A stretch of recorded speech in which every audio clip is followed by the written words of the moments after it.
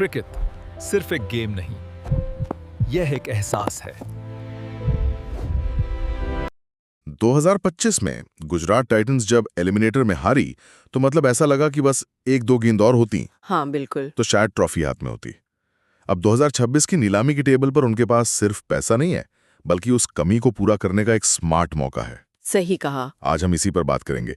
GT की 2026 की auction strategy, वो भी एक कह सकते हैं तंग बजट के साथ। बिल्कुल, 16 दिसंबर 2025 को अबू धाबी में मिनी ऑक्शन है और जीटी के पर्स में है सिर्फ 12.5 करोड़ रुपए। जो कि ज्यादा नहीं है। बिल्कुल नहीं। तो ये समझना जरूरी है कि टीम का कोर मतलब टॉप ऑर्डर और मेन गेंदबाज वो काफी हद तक सेट है।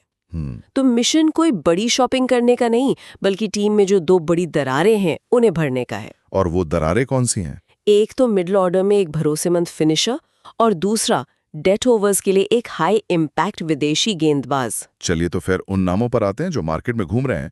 जाहिर है Matheesha Pathirana, David Miller, Daryl Mitchell. हाँ, ये नाम तो हैं। ये नाम हर किसी की जुबान पर हैं। हाँ, पथिराना की बात तो समझ आती है, डेथ बॉलिंग स्पेशलिस्ट हैं, पर वो जीटी के लिए इतने जरूरी क्यों हैं? क्या पिछले साल की गेंदबाजी इतनी खराब थी? यहाँ से बात और दिलचस्प हो जाती है। सिर्फ खराब नहीं थी, अगर आप आंकड़ों में देखें तो अलार्मिंग थी। अच्छा, जीटी की डेथ बॉलिंग की समस्या सिर्फ इकोनॉमी की नहीं थी।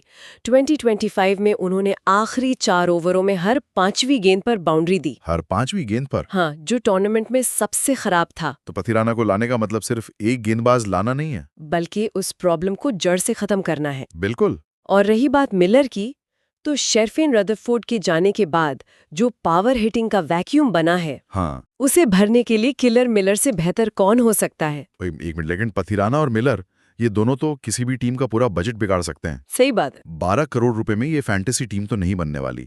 तो जीटी को कहीं तो समझौता करना पड़ेगा, या उनके पास कोई प्लान भी है? ये एक बहुत जरूरी सवाल है और इसी पर आकाश चोपड़ा ने एक दिलचस्प एंगल दिया है। ओके, उनका मानना है कि समाधान बाहर से नहीं, अंदर से भी आ सकता है। उनके मुताबिक रदरफोर्ड को रिलीज करना एक स्मार्ट फैसला था। स्मार्ट क्यों? क्योंकि इससे एक भारतीय ऑलराउंडर के लिए प्लेइंग 11 में जगह बनती है।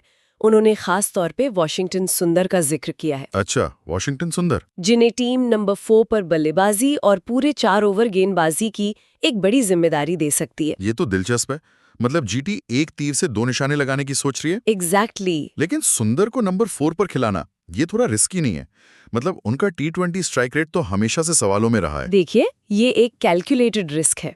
आइडिया ये नहीं है कि सुंदर आकर हर गेंद पर छक्का मारे, बल्कि वो इनिंग्स को संभालें, एक छोर पर टिके रहें, जिससे दूसरे पावर हिटर्स को आजादी मिले। और गेंदबाजी का फायदा तो है ही। बिल्कुल, और साथ में वो अपने 4 ओवर का पूरा कोटा देंगे। ये जीटी का क्लासिक वैल्यू बेस्ड अप्रोच दिखाता है, महंगे नामों के बजाय टीम का बैलेंस बनाना। तो अगर इन सभी बातों को मिला दें तो एक आइडियल नीलामी की रणनीति कैसे दिखती है? देखिए, एक स्पष्ट प्लान कुछ ऐसा हो सकता है।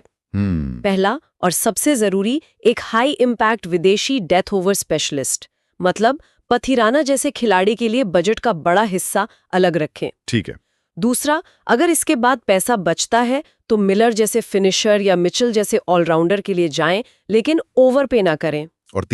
और तीसरा, वॉशिंगटन सुंदर जैसे घरेलू खिलाड़ी को एम्पावर करें, उन्हें ज्यादा जिम्मेदारी दें। मकसद बड़े नाम खरीदना नहीं, बल्कि टीम की कमजोरियों को सटीक तरीके से भरना है। तो कुल मिलाकर बात यह है कि जीटी का छोटा पर्स उनकी मजबूरी नहीं, बल्कि उनकी रणनीति की असली परीक्षा है। बिल्कुल सही। ये उन्हें स्मार्ट फैसले लेने पर मजबूर करेगा। पथिराना जैसा एक स्मार्ट विदेशी पिक और सुंदर जैसा एक सशक्त घरेलू ऑलराउंडर, ये कॉम्बिनेशन जीटी को एक अप्रत्याशित और खतरनाक टीम बना सकता है। सही। आईपीएल में सिर्फ पैसा ही सब कुछ नहीं होता, सही खिलाड़ी और सही स्ट्रक्चर जीत दिलाते हैं। 2026 में जीटी के पास ये साबित करने का मौका है कि रणनीति पैसे से ज्यादा ताकतवर होती है। लेकिन बड़ा सवाल ये है कि क्या वो दबाव में सही फैसले ले पाएंगे?